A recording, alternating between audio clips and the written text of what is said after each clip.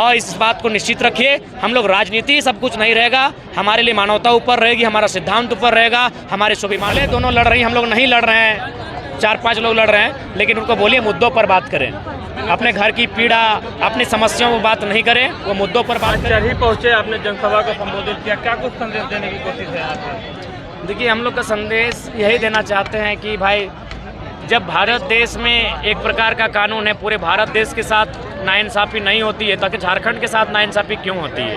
अभी यहाँ 8 लेन सड़क का निर्माण किया जा रहा है, कई क्षेत्रों में सुनने में आया है कि 3000 प्रति डिसमिल ज़मीन एक्वायर किया जा रहा है, यानी एकड़, अगर 1 एकड़ की बात करें तो 3 लाख।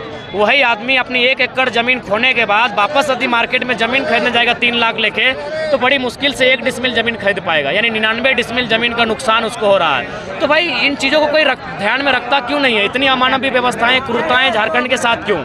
और जहां तक हमें समझ में आता है, जो भी आज सड़कों का जाल बिछ रहा है, वो किसान कामगारों के लिए नहीं, कॉर्पोरेट उद्योगपति और अरबपतियों के लिए, क्योंकि बनारस से कलकत्ता तक ऑलरेडी हमारी सड़क है, जो बरही चौपारण को छूती है, बगोदर, डुमरी, तोपचाची, बरवड्डा को छूती है, निरसा को छूती है, ऑलरेडी हमारे पास सड़क है। तो ये सोचने का विषय है कि सड़कों का जाल क्यों, किसके लिए? ये सारा जाल केवल और केवल यहाँ की खनिज संपदा को जितना जल्दी हो सके बाहर करके ट्रांसपोर्ट के माध्यम से देश के कोने कोने तक पहुँचाने के लिए। झारखंड भूख में है, झारखंड लाचारी में, झारखंड बेरोजगारी में है, तो मुझे लगता है झारखंड को एक बेहतर लीडर की आवश्यकता है, जो हमारे लिए लड़ सके, चाहे उसकी प्राणों की आहुति क्यों ना देना पड़े। इसलिए आज हम लोग आए एक माहौल बनाने।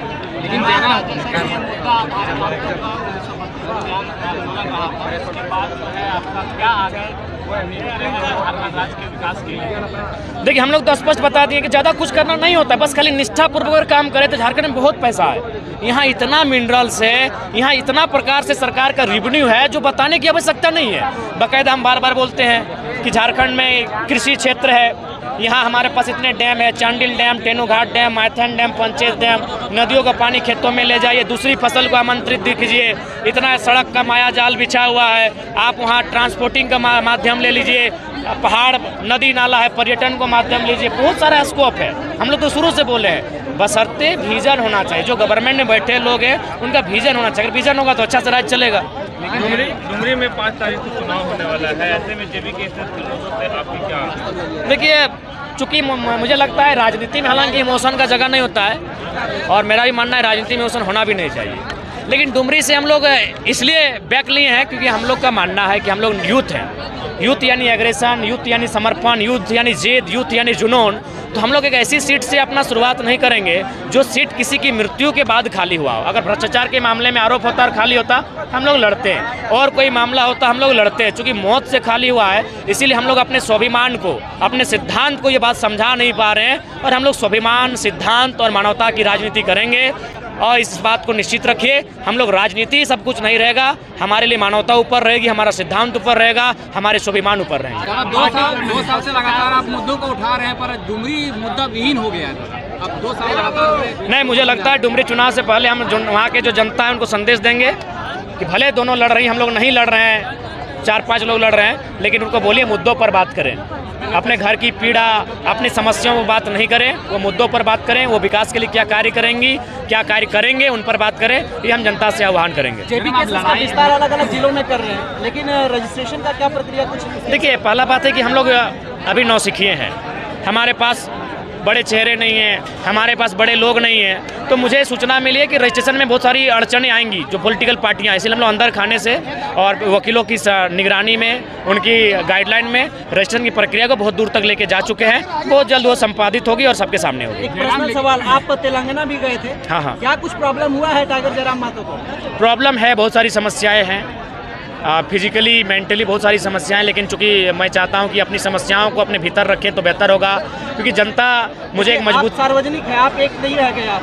क्योंकि इसलिए आप जनता के हैं। हम मानते हैं, ये जो है सो सार्वजनिक करना गलत बात नहीं होगा। क्या प्रॉब्लम हो गया आपको? देखिए, मेरा प्रॉब्लम है कि जो 2 साल से कंटिन्यू एक सबका एक शेड्यूल होता है, सुबह 6 बजे 7 बजे के बीच उठना, मेरा 11 बजे रहा। सोने का टाइम होता है 11 से पहले, मेरा 2-3 रहा, यानी हमने समय को ही चैलेंज कर दिया, तो नुकसान होगा, आखिर हम भी तो इंसान हैं। तो उसी के कारण और 2 साल से सफ़र होने के कारण सर में, गला में, सीना में और 3-4 जगह, 7 ऐसी जगह हैं जहाँ समस्याएं हैं, और उसी को लेकर गए थे। आवाज़ नेचुरल है, बाकी हमको भी बहुत बुरा फील हो रहा है। आज लेट से भी इसी कारण आया कि तबीयत खराब था। जयराम, आप रोड बनने के खिलाफ में हैं, खदानें खोलने के खिलाफ में हैं। इस तरह से जब आप विधानसभा में सुनकर आएंगे तो आप केंद्र सरकार से पहले ही लड़ चुके हैं और लड़ते रहेंगे, तो फिर झारखंड का विकास कैसे होगा? नहीं, देखिए, हम खिलाफ नहीं, हमने बार बार कहा विस्थापित कीजिए ना। अभी बताइए, वो पूरा जीवन 3 लाख में सारा पैसा आपका ज़मीन दे दिया और आप 3 लाख पॉसिबल या फिर बेहतर विस्थापन ना, चलिए हटाइए। हम तो ये बोलें, सड़क बनाना है बनाइए, कोयला कोड़ना है कोड़िए, डैम बनाना है डैम बनाइए, उसी अनुपात में उसको ज़मीन दे दीजिए। उसी अनुपात में जो खाली जगह है आप विस्थापित करके उसको नौकरी चाकरी खुद मत दीजिए, कोई मुआवजा मत दीजिए। आप जितना ज़मीन लिए ज़मीन विस्थापित करके दीजिए, ये तो आपको देना होगा। नहीं तो फिर उस विकास का क्या मतलब है? जहाँ एक आम आदमी धरातल पे चले जाएगा, एक आम आदमी बर्बाद हो जाएगा, उस विकास का हम समर्थक नहीं हो सकते। लेकिन झारखंड के बने इतना साल हो गए, लेकिन विस्थापन नीति के लिए कोई बात नहीं की और आज तक विस्थापन नीति बिल्कुल नहीं है हमारे पास विस्थापन नीति नहीं है। बाकायदा जो जोबा मांझी मंत्री जी का बयान है कि झारखंड विस्थापन नीति ही नहीं है, तो बनानी चाहिए, आपको बनानी होगी।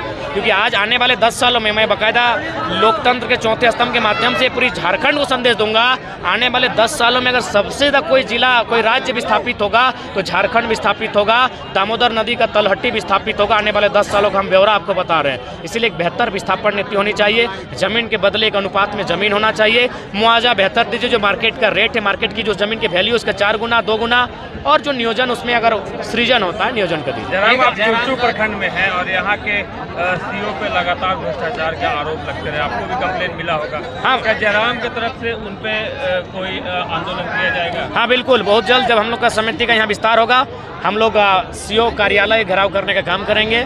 निश्चय ही जनता के साथ हम लोग हैं और बहुत पीड़ा का विषय है। जिनको संवैधानिक जिम्मेवारी मिली है, जिनको जनता को हक अधिकार को सुरक्षित रखने की जिम्मेवारी मिली है, आज वे लोग कहीं बालू चोरी, गिट्टी चोरी और माने कोयला चोरी में सहयोग कर रहे हैं, लोगों का ज़मीन मोटेशन के नाम पर पैसा लेने का काम कर रहे हैं। ये राज्य का दुर्भाग्य है। टाइगर जी, आगामी कर्मा पूजा को लेकर के क्या कहिएगा तमाम झारखंड वासियों को? करम पर्व की शुभकामनाएं। करम पर्व का संबंध कर्म से है और उसमें हमारी बहनों को विशेषकर बताया जाता है कि आपका कर्म क्या होगा। आज जो बहनें जावा की माँ के रूप में चिन्हित किए जाएंगे, वही एक दिन किसी जीव की माँ के रूप में एक जीव को धारण करेंगे।